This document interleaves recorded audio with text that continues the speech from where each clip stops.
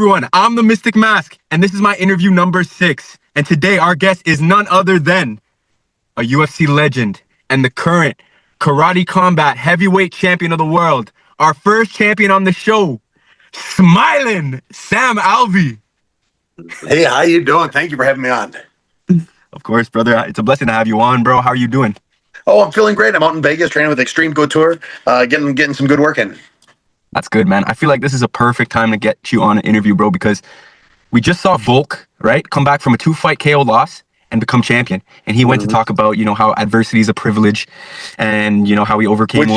One of the greatest quotes I've ever heard. Crazy quote, right? Yep, love it. I'm stealing it. It's mine now. And that's what I was going to say. I feel like it could really apply to you, right? Like, you were on, what, a 9-fight losing streak in the UFC? No. It was 8 fights of not winning. I didn't lose all those 8. Oh, yeah, that draw. Stupid draw. No. Yeah. And some of those are robberies. Some of those are robberies, right? I've got 4 of them, 3 of them being... No, 4 of them being straight up robberies. 1 of them being a draw for no reason. That should be robberies. Yeah. I've got a huge problem. 100%. I agree with you. And I remember when that was such a huge thing. I remember growing up watching you and when that was such a huge thing. And I also remember within those losses and the 1 draw, there was also a couple brutal finishes. But then you were able to leave and go to karate combat and resurge yourself as like this killer, right? And now you're undefeated there. You got 3 KOs in your last 4 wins, and you're their heavyweight champion. And you're looking like a real problem for anybody who steps up to you. So, relating to the whole adversity is a privilege thing. I wanted to ask you, like, throughout this whole journey, what kind of adversity have you overcome to get here? And just tell us a little bit about that. Yeah, so I've come to the motto of God's plan is greater than mine. I wanted to win all those 8 fights. I wanted to become the UFC champion. I wanted to be this. I wanted to be that. And it didn't happen. My plan failed. His plan was for something else. His plan was to put me in a position where I could, maybe his plan is to show that you can bounce back from something like I bounced back and become something great again. To be able to have that retribution, that the shortcomings you've had. And that's really where I'm hanging my hat. Is I am a puppet for the good Lord. Whatever he is wanting to do with me, I am there for it, and I feel blessed that he wants to do anything with me at all. Right on. And is that something you kind of learned throughout your journey, or were you always, a man of the Lord and really, really focused on that? Yeah, so I've always been a man of the Lord. I was born and raised, praising Jesus every morning. Yes, sir. And just that as life goes on, everyone becomes more religious as they get older, and you just have more time to study the book. You have more time to go to church. You have more time to surround yourself with good people, and that's just kind of what I've been doing with my life. Is I've been surrounding myself with good people and then learning more good things, and I have been able to really embrace that side of me. 100%, man. And you've been kicking ass lately too, right? You got a big upcoming fight against Tyrone Spong, May 2nd. Tell us about that matchup. Yeah, so I've been telling everyone, Tyrone Spong is easily the 2nd biggest name I've ever fought. Rashad Evans is number 1. He's UFC Hall of Famer champion. Rashad's his own cat. Tyrone Spong is probably the greatest kickboxer to have ever lived. He is that. He is an animal. And he's one of the few people on this planet that have more fights than me. I'm over 80. He's over 150. A lot of those are kickboxing, but he went into he had a brutal leg break. One of his last kickboxing fights against Phil Kansas, and from there he went into boxing. So he switched sports. He switched from kickboxing and then Muay Thai and K1 to boxing, and he went 14-0 in boxing. And he's just an animal. Things I've been really looking at is he's fought twice in the last 6 years. He went 1-1. One was boxing, one was MMA. And yeah, he's a very talented fighter, and it's going to be a real notch in my belt to get that win. 100%, and I definitely think you could do it. And you mentioned he was 14-0 boxing, but then that one MMA fight was that one loss he faced in. So tell us about that and how he matches up against you, and you have like a huge MMA experience, right? So it was karate combat doesn't let wrestling happen, but you can get takedowns and stuff. I can throw people. I can pick them up. I can throw them around. That's how you get takedowns in karate combat. And it just. The years of MMA I have done has been throwing people. Has been using my strikes with the clinch work, and the years in kickboxing, boxing that he has done has not. So I've got to stay sharp. I got to be ready, but I do have more tools to beat him with. So what are those tools that you see that you're going to use to beat him? Any key routes you see to victory here? Yeah, so my fists usually do pretty well. They usually do most of my talking for me. But so do the dude that knock out. He held the record for hardest punch of all time before Francis Ngannou took it. Did he?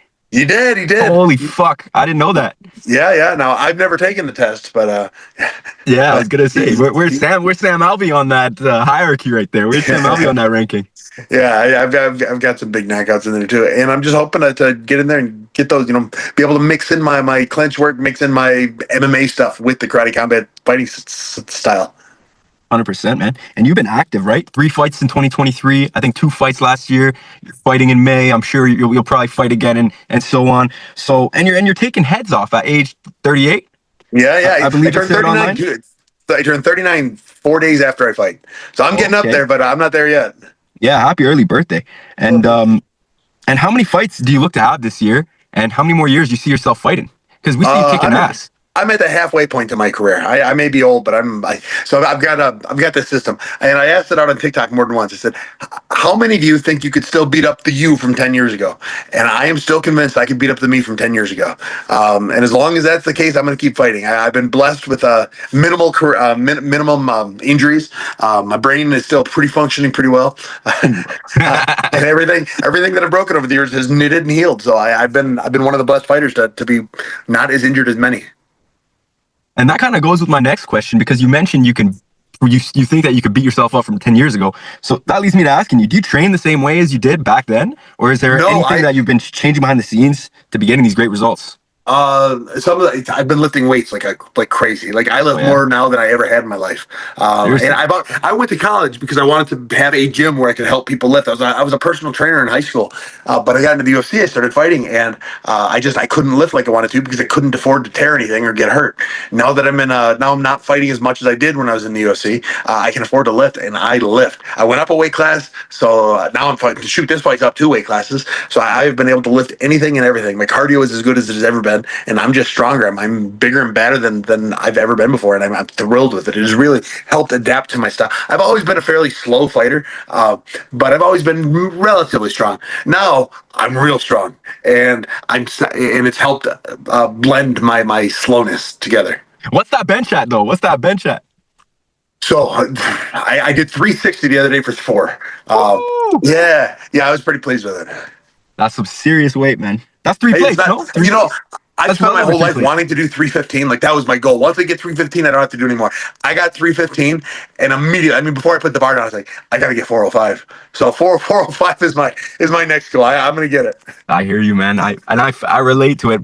Way less weight though. I'm at the 2 plates on each side right And now. two plates put you in like the top 4% of the world. It's crazy. It's crazy stat though, eh? Yeah. Feels like a lot of people can lift 2 plates though, but it is definitely an It's accomplishment. because you're at the gym. You're surrounded by the 4% that can do it. Right on. Uh, Most of the That's a world good isn't point. there. But yeah, as soon as I hit that 2 plates, I was like, all right, I need to start fucking repping this now. Like I'm trying to move up. You know what I Yeah. mean?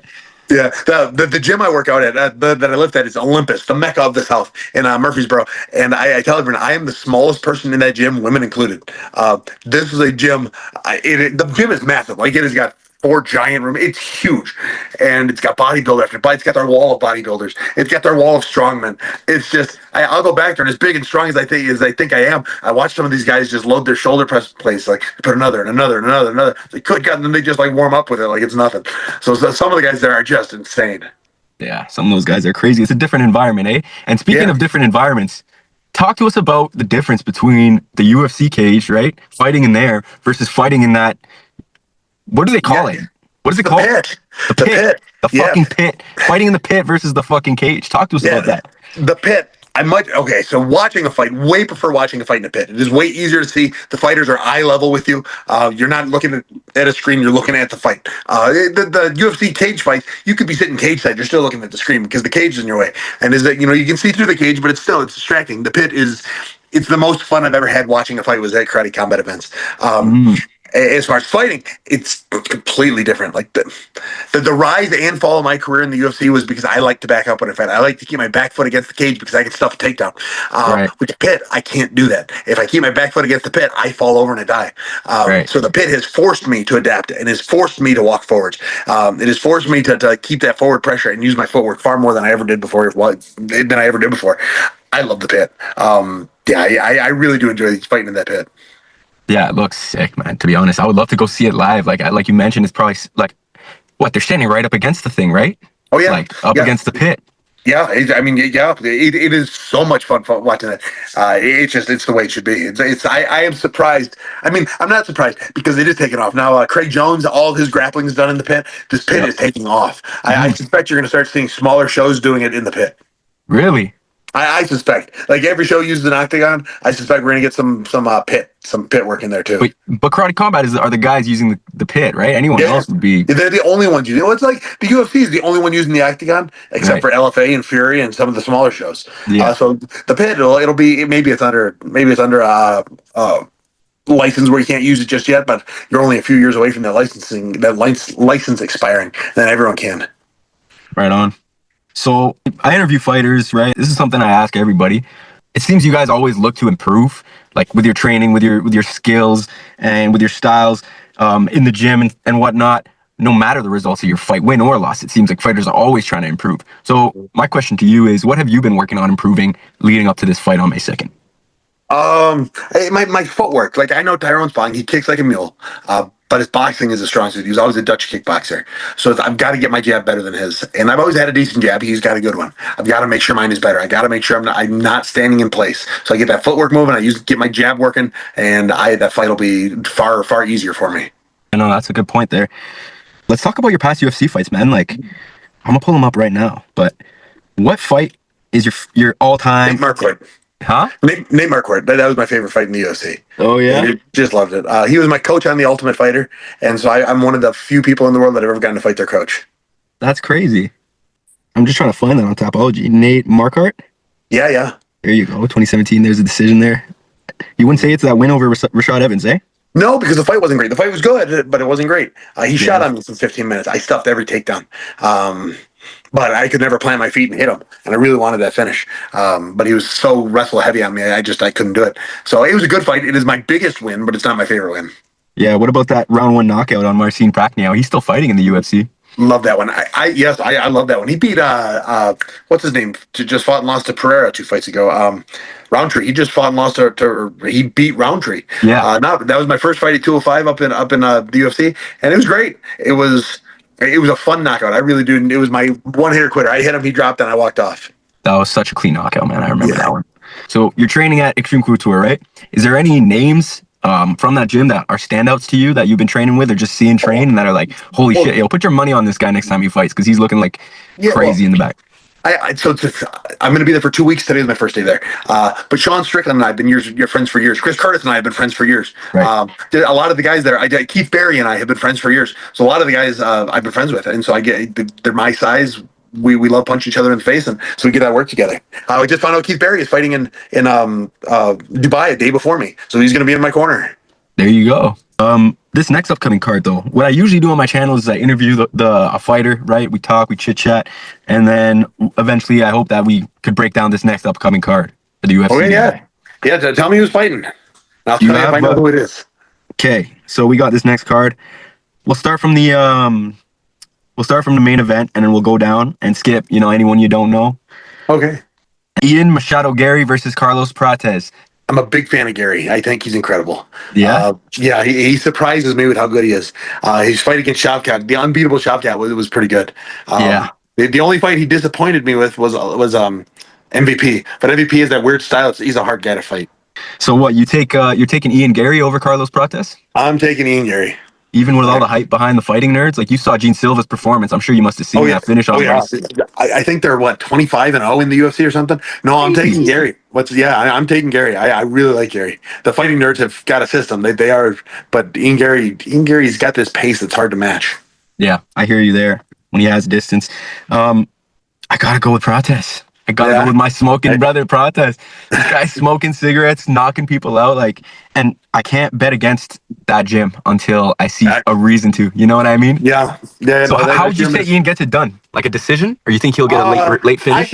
I could see a decision. If not a decision, it'd be a late finish because Gary really doesn't slow down. He's got a great output. No, he does for sure, and he could even implement the wrestling. And he's got decent wrestling. He also knows that you make more money when you knock people out. Yeah, 100%. But yeah, I'm gonna have to go with the Carlos Prates on the pick there. I just think that he's just different, man. That KO power from this guy, the way he's been able to drop dudes, and the fact that I just saw Gene Silva submit Bryce Mitchell kind of gives me like a little more confidence in any grappling situations that could happen. Right. So my pick here is gonna have to be Carlos Prates. I understand. Placed a big bet here on him. Next fight, we got Anthony Smith versus Ming Yang Zhang. I'm taking Zhang. Yeah. I like Smith. He's just He's over the hill, and I would never tell him to his face. But he's now fighting for the love of the sport as opposed to win that title. Yeah, no, I fully agree with you there. Seems like he's past his time, and I think Ming Yang Zhang is going to get an early knockout, round 1 or 2, maybe. I could see it. It really depends which Anthony Smith shows up, right? Right. But I don't see this fight going the distance regardless. Just the way Ming Yang Zhang fights is crazy. Giga Chikadze versus David Onama. I don't know either of them. Oh, yeah? Yeah. Michelle Pereira versus Abus Magomedov. I like Pereira, but I'm never going to bet against the I'm never going to bet against the Dagestani. I was working with Pereira earlier today. Oh, yeah? Yeah. How's he looking? He looks sharp. He looks strong. Yeah, he's the kind of fighter, right? Where early he's super live for a knockout, but if it gets out that first round, you start worrying about him. You think they've been working on that, or? Yeah. They have to. I mean, once you know your weakness, you make sure it's not a weakness anymore. It's a good point. 100%. Randy Brown versus Nicholas Dalby. I don't know either of them. Also, I didn't get my pick on that last fight. I'm gonna have to ride Michelle Pereira. I just love his finishing ability, man. Like, and we've seen Abus break. It's Abus Magomedov. I believe he fought for Bellator as well, and then he went to the UFC. Yeah, it's a firm policy. Don't ever bet on girl fights, and don't ever bet against a Magomedov. Yeah, I hear you. Unless you follow the Mystic Mask, because the Mystic Mask will make you some money on girl fights. We've cashed out on some girl fights. Randy Brown versus Nicholas Dalby. You said you didn't know these guys, right? Ikram Aliskerov versus Andre Muniz. Oh, shoot. I'm drawing a blank on Muniz. I'll take whoever you're picking on that one. Ikram Aliskerov is a heavy favorite in this fight. He's like minus 600 favorite. All right, I'm taking him. he's the Russian here. Like you said, you don't bet against those guys, so I'm definitely not betting against him. I think he gets an early knockout as well. Matt Schnell versus Jimmy Flick. I think I'm going to go Schnell. Yeah, that's a great pick there. That fight, whenever the props drop on fight not to go the distance, that's probably where I'm going to be putting my money, because these guys aren't the most durable, and they've both gotten finishes in a lot of their wins. So I'm definitely going to take the fight does not go the distance. But I do feel like the line is a little bit wide, betting-wise, for Matt Schnell. So I don't mind the underdog sprinkle here for Jimmy Flick to just catch a crazy submission. We've seen Matt Schnell get submitted. Other than that, we went through the main picks. Yeah. And I got to ask you, man, if we had to make a lock parlay together, who would you pick out of those guys that we just named? I'm taking Gary. Gary's going to be on that list. And then I'll take the Asian fella to beat Smith. Those two. Okay, that's your two-legger. I like it. And I'm going to drop mine later next week or this week when I drop this video. Okay. All right, man. I'm going to hit you with some fast trivia. All right? Okay. Overall MMA questions. You give me your quickest answer. Okay. Hardest hitter. Dan Henderson. Dan Henderson, eh? Mm-hmm. That's over Francis Ngannou? Yeah. Best wrestler. Bo Nichols. Bo Nickel. Funniest fighter of all time. Chael Sonnen. That's a great pick. Who would you want to go to dinner with? Pat Barry. Okay. Who would you want to party with? I don't party. I'm boring. Oh, yeah? Yeah, I am boring. What do you do instead? Fishing? I work out. Chill. Who would you want to work out with? What's that? Who's someone you'd want to work out or train with? Give me Sean Strickland. There you go. Favorite female fighter? Ashley Yoder. Who has the best fight IQ? I hate the term fight IQ. I don't think there is one. Really? I don't think there's a fight IQ. However, I do think Michael Chandler does not have a fight IQ. I don't think it's a real thing, but Michael Chandler doesn't have it. I don't think fight IQ is the real thing. That's a crazy take. Not gonna lie. Can you expand on that a little bit? It's you practice everything. You're not live in the moment. You're not adapting. Like everyone talks about John Jones being John Jones does the same thing every fight. He jabs, he pokes you in the eye, and then he shoots in the last second. It's not really a great fight IQ. It's just what he does. And so whatever attributes fight IQ to is talent. There's lots of talent, and there's tons of talent. But I can't think of a fight where somebody, because of how smart they were in the middle of the fight, decided, I'm going to do this instead. Maybe I was going to say maybe you could say Max Holloway because of the 10-second knockout of Gaethje, except Max Holloway had won the entire fight until that time too, so it didn't even matter for that. Volkanovski had a good game plan this last weekend by just jabbing and staying out of range of Lopez. But again, that was skill, not anything that was seen in the middle of the fight and decided on then. Interesting. So would you say it's more of like an intuition thing on decisions made during fights and less of like, I'm fighting right now, this is happening, and I'm thinking to do this next move? I would say it's your training camp. Your training camp is going to make you fight a certain way. You're going to get out there. You're going to fight that way. You're going to, if you get hit with a jab, whatever you have trained in fighting camp to do to handle getting hit with a jab is what you're going to do in that fight. You get hit with that big cross, you get rocked. It is whatever you did in camp to prepare for it. If you have not prepared for it in camp, you're not going to do anything. You're going to be wrong with it. I get you. When Bo Nichols grappled Gordon Ryan, you could say there might have been some fight IQ and grappling IQ because Bo Nichols did not know jiu-jitsu. So it was all, I'm going to use wrestling and then try and keep my head out of there, out of certain places. So there was that. But for the most part, it's how you train is going to be how you perform. Interesting. Well, that's a great take. And I'm sure a lot of people can talk on and on for, whether fight IQ is a thing or not. That would be a crazy conversation. I'm probably in the minority. I just people can never give me a good example. They'll just say names. Oh, what about John Jones? What about John Jones? He fights the exact same way every fight. And he's never done anything super. I mean, the most amazing thing he's ever done was fight IQ wise was knee Anthony Smith in the head. Yeah. that was his. So, I might lose. Time to cheat. And that's kind of been his go-to his whole career. So Right. it's close. Time to cheat. Yeah. I don't know. I'd say fight IQ would kind of go with maybe knowing when to finish, seeing that someone's hurt, or knowing when to not go for the finish, maybe knowing when to stand a guy up versus lay on him, or knowing when I'm just going to stop grappling because my grappling's not working and switch. You know what I mean? Like, I feel like there's... Yeah, but the I'm going to stop grappling thing, when have you ever seen that happen? I mean, I can't think of a fight where the guy went in with the game plan is I'm going to grapple, and then after round was all right, I'm not going to grapple anymore. Frankie Edgar has had a couple fights where he might have been able to see some change in strategy, but he was such a, I say the word spazzy, but I say it flatteringly, he's such a spazzy fighter. He's one of the greatest ever been. I love Frankie. He had so much fun watching him, but he was someone that would change strategies. But for the most, I mean, everything you've said, I've never really seen it happen. It would make sense if I'm not grappling well, I'm going to stop grappling. I don't remember ever saying it. Yeah. Yeah, maybe that could just be a lack of fight IQ from fighters, right? Just constantly going with what they know instead of maybe what's right. Like maybe there's Brandon Allen, he fought Nasruddin Imavov, and a lot of people thought that he should have, gone through that fight standing, and a lot of the times where he was going for a takedown. Mm-hmm.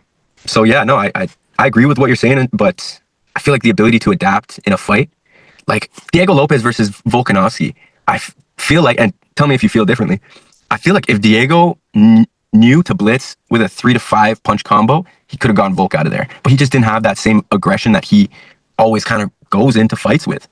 He should have changed strategies. His coaches should have said, listen, quit freaking standing there and throwing one punch at a time. Get in there. You're down 4 rounds to none. Go try. You have to knock him out. You can't rely on that big cross. He should have, but he didn't. And a lot of fighters, very few fighters, listen to their coaches when they say something. And his coaches might have said that. I didn't hear what his coaches were saying. But it's not often or ever that you see a fighter truly listen to his coach. It has happened, but it's usually in little things. It's usually in little things. Or broader picture things like, okay, he beat the hell out of you standing. You have to shoot. You have to shoot. A lot of guys, when you fight, you're not thinking about fighting. You're just letting your body do what it has done for the last 8 weeks or 12 weeks or 16 weeks. You're just letting your body do what it wants to do, what it is trained to do. Right. Interesting. Yeah. That's a great topic. Best hands. See, Sean Strickland's up there, but I guess you have to say Pereira because Pereira beat Sean Strickland. Max Holloway's way up there. What do I say? I'm going to say Pereira. I'm going to say Pereira because he just has that power to it. 100%. That's definitely a safe pick.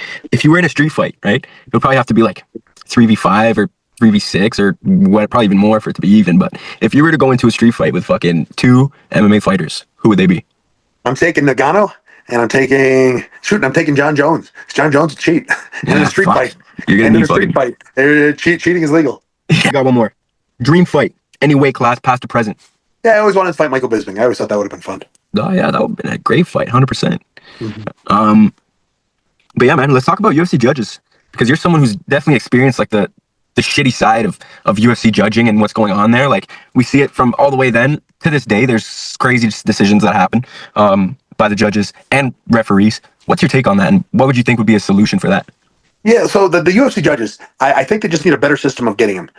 Right now, what they do is they go down to the Home Depot and they said, I need three, and then whoever jumps in the truck first is the judges for the night.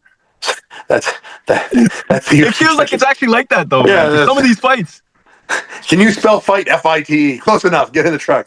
Yeah, that's the judges. The referees, they need to do away with fighter safety. Like they say, fighter safety. No, that's bullshit. It is. We are fighters. We understand nothing we're about to do is safe. None of it. You make sure I don't die. That is it. I am fine. If I die, you've done something wrong. If I've not died, it's fine. Just stay away from us. If he's cheating, call him on that. So they're the two things I think the judge should do. Don't let us break the rules. So no eye pokes, no downwards elbows, no kneeing it down opponent, and make sure we don't actually die. Yeah, no, 100%. That's a great take. And what's your take on, UFC refs and judges maybe getting fines for, doing a poor job or intervening when they shouldn't, or, making a horrible decision call? Like, I don't think fines would work, because then you'd have them thinking about something other than the fights. Like, oh, I better pick who they think should win. But I'd fire them. I think if you were to fire all three of the most common UFC judges right now, it would only get better. Right. Yeah, I don't think anybody would even mind or notice. I think they should be allowed to be fired, and I don't know that they are. I know there's the one when Cyril Gahn fought Rosenstruck. Was that it? Or maybe it was Rosen. Anyways, one of the judges was like fired right then. Sorry, you're out. We're replacing you right now. Was it was Cyril Gahn versus Volkov? That might have been it. Where like Cyril Gahn literally he was walking out of the cage when they were going to announce who won, yeah. And it turned out he won. Volkov was surprised as fuck. Dana White went on to say that Volkov won the fight. Yeah, man, that was and one of the judges was sent home. So yeah, you're done for the night. Man, that was the worst call I probably have ever seen.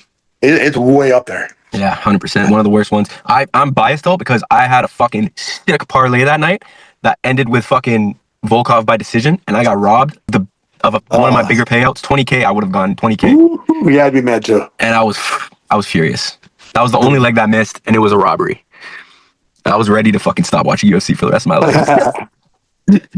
But yeah, man, I appreciate it. I appreciate it though, man. I appreciate your takes. I appreciate you giving me the time and just coming on here. I'm still building. I'm still on the come up right now. You're my 6th interview, and you're definitely the biggest name I've had. First champion on the show right here, Sam Alvey. Greatest karateka in the world. There you go. All right, man. Thank you so much. Sam you're very Alvey. welcome. Huh?